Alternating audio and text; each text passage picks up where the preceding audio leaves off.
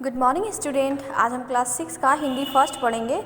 महान व्यक्तित्व पाठ 19, जिसका नाम है नानक देव। बच्चों, नानक देव सिखों के गुरु माने जाते हैं और सिखों के गुरु हैं। इनके बारे में हम जानेंगे। पिता ने बुलाकर कहा, पुत्र बाला के साथ लाहौर जाओ और कोई सच्चा सौदा करो। पिता की बात मानकर वे चल पड़े।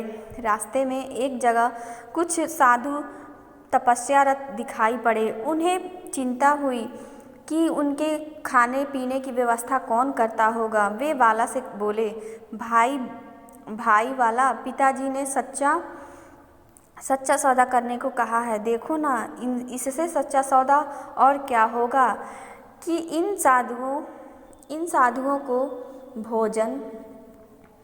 भोजन कराए। इतना कहकर नानक ने पास के गांव से खाने पीने की सामग्री मंगाई और साधुओं को भरपेट भोजन कराया। फिर घर लौट आए।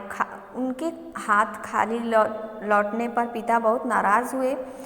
पिता ने कहा, नानक, मैंने तो सच्चा सौदा ही। पिता बोले, नानक ने कहा, पिताजी, मैंने तो सच्चा सौदा ही किया है। कर्म करते हुए अपना मन वाहे गुरु में लगाना, भले लोगों की संगति करना और मिल बांटकर खाना, यही तो सच्चा सौदा है। फिर यह घटना सिखों के प्रथम गुरु नानक देव के जीवन की है, जो मानवता का परम उपासक थे।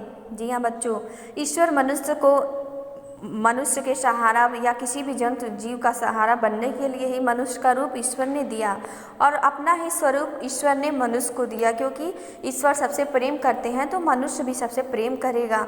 यह सोचकर ईश्वर ने मनुष्य को बनाया और सेवा का सबसे बड़ा धर्म मानते थे गुरु नानक देव। बचपन से ही नानक धर्म और ईश्वरी संबंधी बातों में रुचि लेने लगे। वे अधिकतर साथियों के साथ भजन कीर्तन में मस्त रहते थे। उनके पिता को पुत्र के ये सारे कार्य पसंद नहीं आते थे। नानक को शिक्षा दीक्षा के लिए पाठशाला भेजा गया, परंतु वहाँ भी नानक पढ़ने लिखने के स्थान पर ज्ञान और भक्ति की बातें किया करते थे। जी हाँ बच्चों, माता पिता चाहे कितना भी कोशिश करें, लेकिन बच्चे का मन जिस चीज़ में लग जाए बस वो वही करते हैं। और नानक ने भी ऐसा ही किया। जहाँ अन्य बच्चे समय से अपने पाठ याद करना कक्षा में सुनाया करते थे, वहीं नानक सदैव गुमसुम रहते थे, क्योंकि उनका मन नहीं लगता था। वे एकांत में बैठकर घंटों तक चुपचाप मनन और चिंतन किया करते थे। वे ईश्वर के इस भजन और कीर्तन में इतने लीन रहते थे कि खान पान भी की शुद्ध ना रहती थी। वो ईश्वर को इतना अपने अंदर बसा लिए कि ईश्वर के अलावा उन्हें कुछ याद नहीं रहता था। धीरे धीरे उनका स्वास्थ्य गिरने लगा। पिता को लगा कि नानक को कोई असाध्य रोग हो गया है।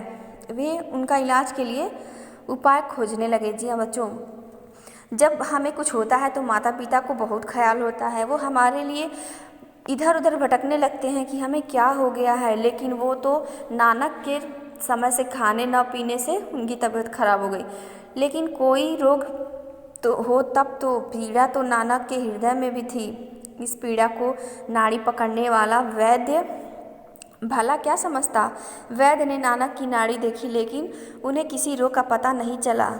तब नानक ने अपने पिता से कहा, वैद्य बुलाया वैद्य की पकड़ी टटोले बाहें, भोला वैद्य न जानगी कारण कलेजे माहें। अर्थात आयुर्वेद का वैद्य केवल बाह या नाड़ी टटोल कर मेरे रोग का पता नहीं लगा सकता,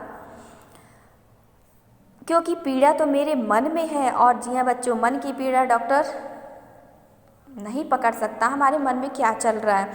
नानक कुछ और बड़े हुए तो पिता को यह चिंता सताने लगी कि उनके व्यापार को कौन संभालेगा। जी हाँ बच्चों, नानक का मन तो व्यापार में लगता ही नहीं था। यह बड़ा होकर क्या करेगा, पिता को ये बात सताने लगी। लेकिन उनकी बहन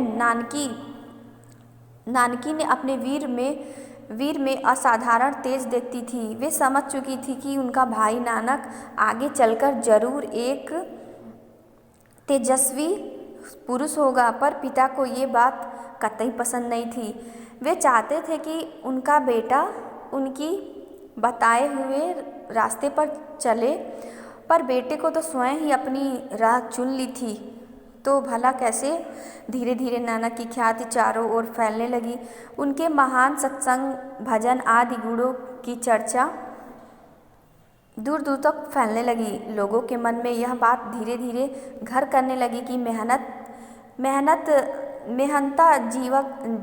मेहता जी का बेटा तो बहुत ही कोई सिद्ध पुरुष है। इधर पिता की चिंता और बढ़ गई कि यदि नानक सन्यासी हो गया तो उनका वंश कैसे चलेगा।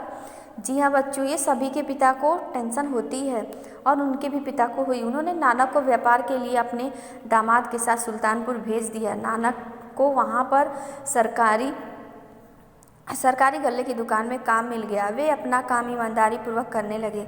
काम के साथ वे गरीब दीन दुखियों की मुफ्त भोजन कराना, साधु संतों की सेवा करना और ईश्वर का भजन करना उनकी दिनचर्या थी। धीरे धीरे इस कार्य से वे उबने लगे। बहन नानकी ने सोचा कि उनका विवाह कर दिया जाए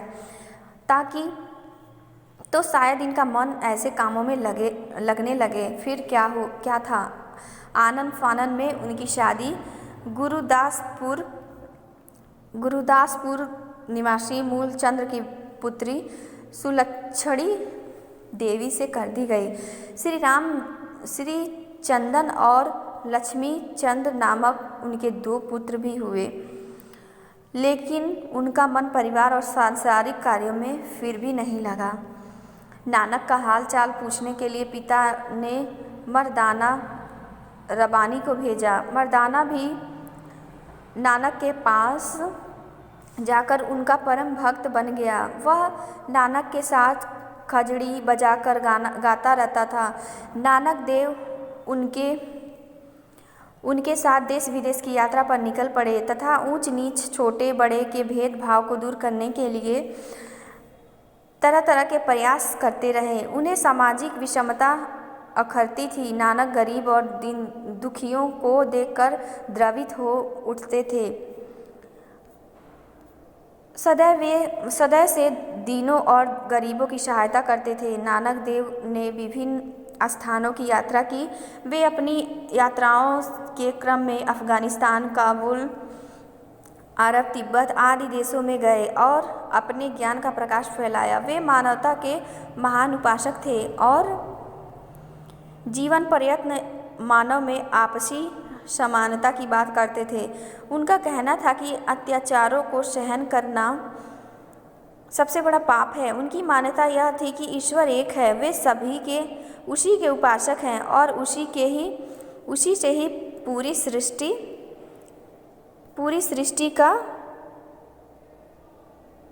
सृष्टि का चिंता मानते थे।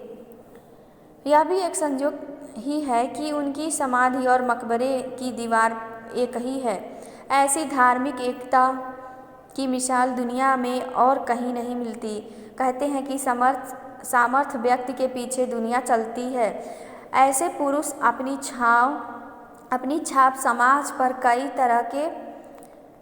कई तरह से छोड़े जाते हैं। ऐसे ही थे मानवता के महान उपासक नानक देव, जिनकी ख्याति आज भी दुनिया के कोने कोने में गूंज रही है।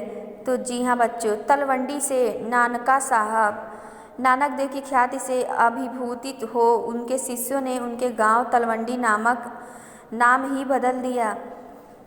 तलवंडी अब नानका साहब के नाम से प्रसिद्ध है। यह स्थान अब पाकिस्तान में स्थित है। तो जी हाँ बच्चों, आप भी गुरु नानक देव की तरह अच्छा बनिए, लोगों की सेवा करिए और अपने कर्तव्यों का भी पालन करिए। Thank you.